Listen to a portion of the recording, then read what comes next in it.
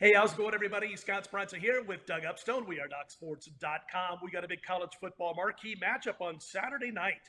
It is Baylor at BYU up in Provo. The Baylor Bears about a 3.5 point dog in this one. Total sitting at 53.5, and we're going to each give you an opinion on this game in just a moment. First, a quick note.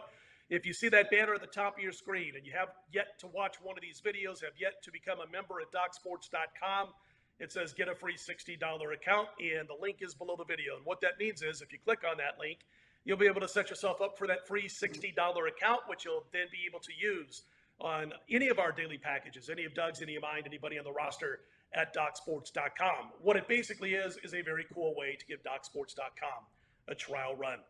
Let's talk Baylor at BYU on Saturday night. Doug Upstone, BYU opened a 2.5 point favorite. It's been as high as 3.5. The tickets are almost 60% on Baylor at a couple of the books that I've gotten info from, but the line has moved to BYU up to 3.5. Now I saw some buyback coming in at 3.5 on the Baylor Bears, knocking it back down to 3 in a few shops.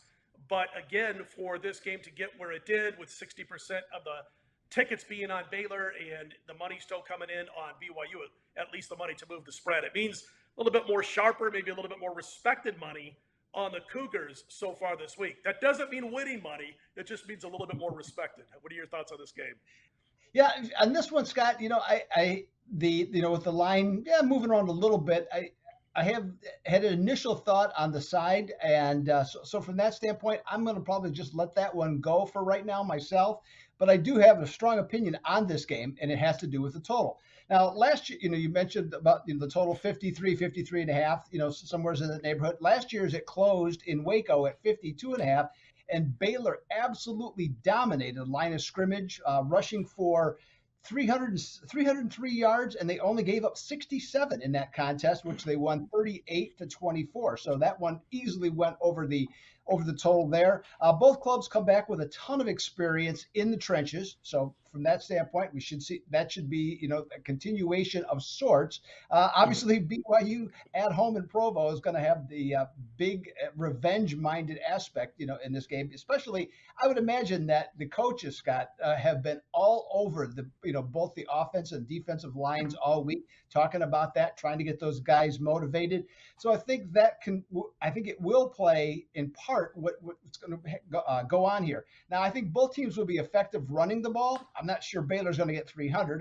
200 I don't think is a bad possibility, and also Sure. 200 for BYU at the same time. But I think that will happen, and I think Blake Shapen will pass the ball well for Baylor, as will Jared Hall. So I'm looking here. I think one's going to go over. My models have it anywhere from 55 to 58 for the outcome. I'm on the over, Scott. Let tell everybody what you're thinking about doing.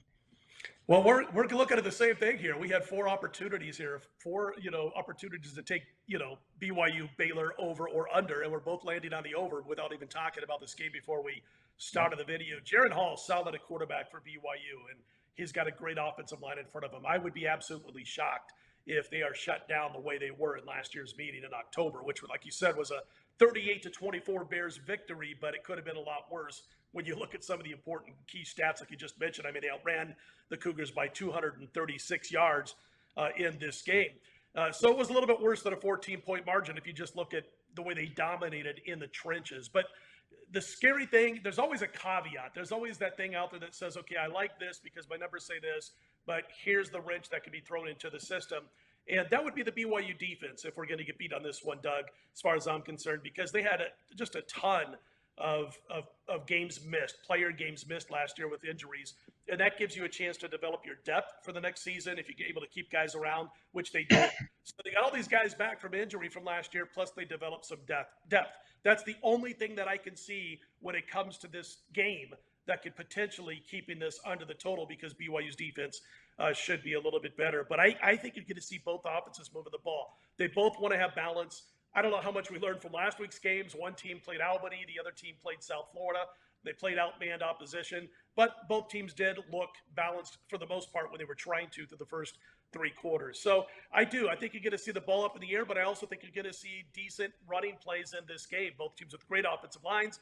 I'm going to say over 2. I made this total 56. You're saying you had it between 55 and 58 on your models. So Doug and I will both be playing the over between Baylor and BYU in Saturday night college football action.